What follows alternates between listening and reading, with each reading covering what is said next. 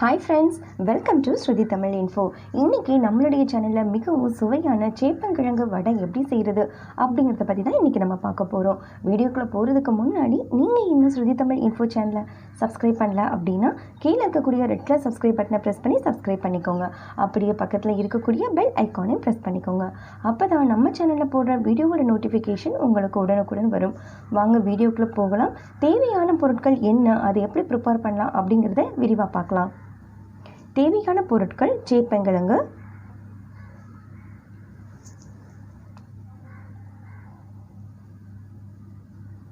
பொடியா நறுக்கின வெங்காயம், மிளகாய், மிளகு, ஜீரகம், கடலை மாவு, கருவேப்பிலை. ஒரு பாத்திரத்தில் கொஞ்சமாக தண்ணி விட்டு நம்ம எடுத்து வச்சுருக்கக்கூடிய சேப்பங்கிழங்கு அதில் போட்டு வேக விட்டு தோலை உரித்து எடுத்து வச்சுருங்க. ஒரு பாத்திரத்தில் கடலை மாவும் சேப்பங்கிழங்கும் போட்டு நல்லா பிசைஞ்சு வச்சுக்கோங்க. அதுக்கப்புறம் அதில் கொஞ்சம் வெங்காயத்தை கொஞ்சம் சேர்த்துக்கலாம். மிளகாய்,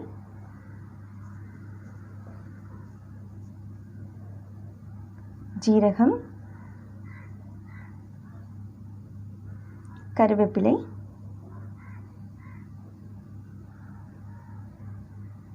மிளகு, தேவையான அளவு உப்பு சேர்த்து நல்லா மிக்ஸ் பண்ணி விட்டுருங்க. ஒரு வடை பதத்துக்கு நல்லா பிசைஞ்சு எடுத்துக்கோங்க. எண்ணெய் மிதமான சூட்டில் வச்சுக்கோங்க. எண்ணெய் காஞ்சிருச்சு. இப்போ இந்த வடையை இலையில தட்டுறதா இருந்தாலும் தட்டி போடலாம், கையில் தட்டுறதா இருந்தாலும் தட்டலாம். நம்மளுடைய கம்ஃபர்ட்டுக்கு ஏற்ற மாதிரி தான். எனக்கு கையில் தட்டுறதே கரெக்டாக இருக்குது. இந்த மாதிரி குட்டி குட்டியாக வடை தட்டி எண்ணெயில் போட்டு விட்டுருங்க. பாருங்கள், வடை எதுவும் உடையாமல் ரொம்ப அழகாக ரொம்ப சூப்பராகவே வந்திருக்கு. நம்ம சேப்பங்கிழங்கு குழம்பு பொரியல் அந்த மாதிரி செஞ்சு கொடுத்தா கண்டிப்பாக குழந்தைங்க சாப்பிடவே மாட்டாங்க.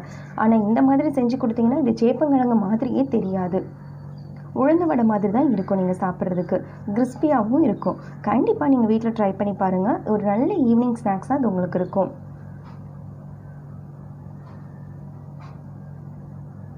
இதெல்லாம் ஒரு பாத்திரத்துக்கு மாற்றிக்கலாம்.